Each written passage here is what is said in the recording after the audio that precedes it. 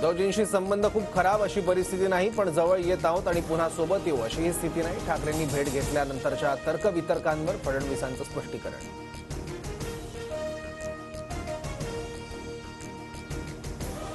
मुलीची 10वीची परीक्षा संपल्यानंतर वर्षा बंगल्यावर राहायला जाणार, मुख्यमंत्री देवेंद्र फडणवीसांची माहिती.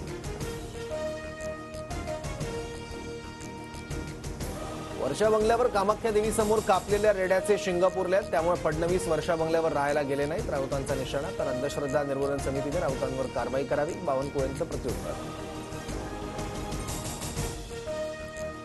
माझ्या पक्षातला निर्णय कोर कमिटीशी बोलून घेईन. निर्णय घेताना सर्व बाजूंचा विचार करावा लागतो, सल्ले घ्यावे लागतात. मुंडेंप्रमाणे भाजपतल्या एखाद्या मंत्र्यांसंदर्भात वाद झाला असता तर काय करणार, या प्रश्नावर फडणवीसांचं उत्तर.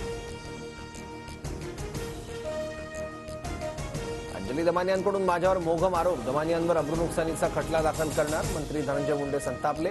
टीका करताना दमानियांचा अंजली बदनामिया असा उल्लेख.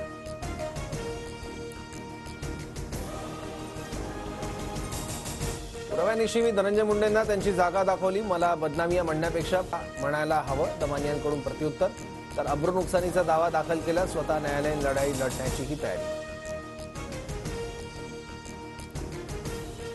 धनंजय मुंडे कृषी मंत्री असताना 350 कोटींचा घोटाळा, टेंडर काढण्याआधीच पुरवठादारांना पैसे दिले, पुरावे दाखवत अंजली दमानियांचा गंभीर आरोप. मुंडेंचा राजीनामा घेण्याची मागणी.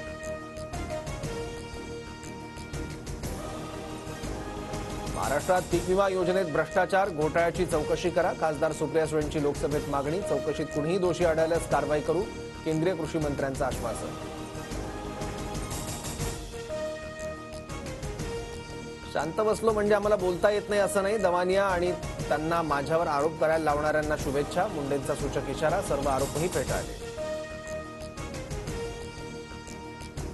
संतोष देशमुख हत्या प्रकरणातील षडयंत्रात धनंजय मुंडे सहभागी, हत्या आणि खंडणीसाठी मुंडेंनीच आरोपींना पाठवलं होतं. जरांगेंचाही मुंडेवर निशाणा. सीडीआर तपासण्यासह मुंडेंवर 302 लावण्याची मागणी.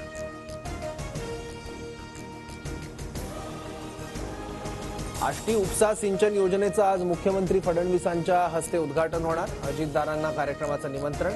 तर डोळ्याच्या ऑपरेशनमुळे धनंजय मुंडे गैरहजर राहणार. एकनाथ खडसे पुन्हा भाजपमध्ये जाण्याची शक्यता, खडसेंच्या भाजप प्रवेशाची जिल्ह्यात चर्चा. भाजप प्रवेशाबाबत खडसेंकडून मात्र अद्याप कुठलाही दुजोरा नाही.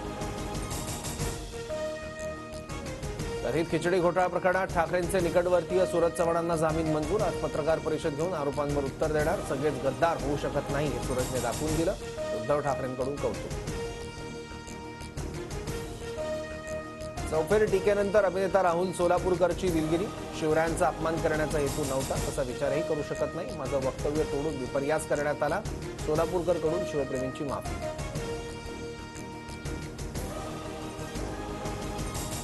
शिर्डी दुहेरी हत्याकांडाच्या पार्श्वभूमीवर 2 मोठे निर्णय. पोलीस निरीक्षक रामकृष्ण कुंभार यांची बदली. तर साईबाबा संस्थांच्या कर्मचाऱ्यांच्या वेळापत्रकातही बदल. पहाटे 4 ऐवजी आता सकाळी 6 वाजताची कामाची वेळ.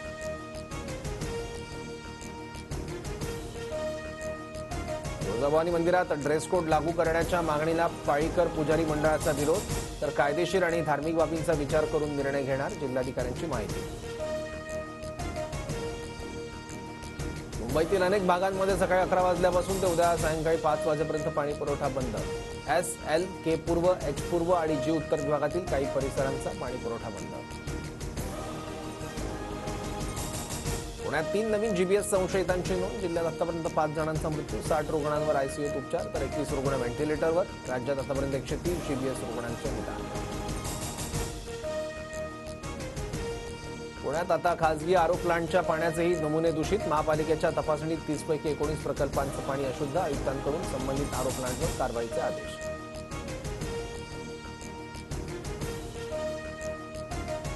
माढाच्या कोकण मंडळाच्या 2264 घरांसाठी आज सोडत. ठाण्यातील काशीनाथ घाणेकर नाट्यगृहात सोडत काढण्यात येणार.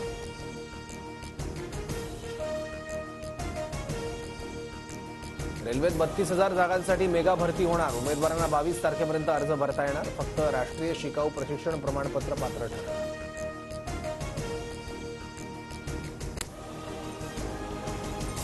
दिल्ली विधानसभेच्या 70 जागांसाठी मतदानाला सुरुवात. सत्ताधारी आम आदमी पक्षाला भाजप आणि काँग्रेसचं दुहेरी आव्हान. 8 तारखेला निकालानंतर दिल्लीचा मुख्यमंत्री ठरणार. Cancer healer centre, a new beginning.